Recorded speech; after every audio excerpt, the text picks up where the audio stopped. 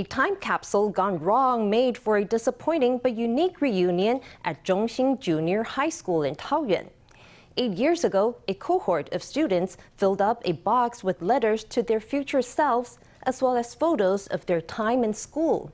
The box was buried in the schoolyard with extra protection to keep the contents intact, making for a nostalgic unearthing in the future. Unfortunately, that wasn't quite what happened. Teachers have gathered round, watching with excitement as their peers dig up the ground in the sports field. Today is the day they are finally unearthing a time capsule that students buried at the school 8 years ago. The white box is pulled out, seemingly in good shape, but inside, it's a different story. The plastic box has been filled with mud, and its contents have decayed into a pile of mush. Almost none of the letters and photos that were put inside are recognizable now.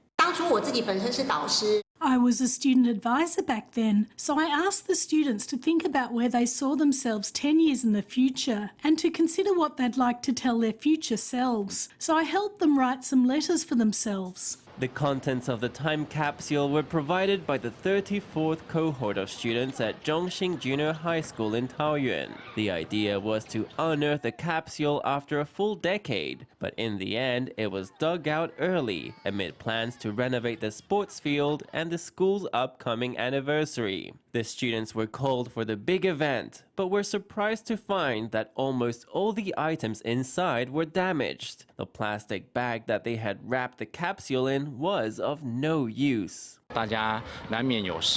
Of course, everyone is a little disappointed, but there were still some nice surprises. You can still vaguely see what people looked like back then in some of the photos. Even though everything got soaked, there are still some memories that survived. Though the physical items may be gone, the emotional connections remain. Even then, this unique unveiling ceremony may have formed a unique collective memory for the former students of the school.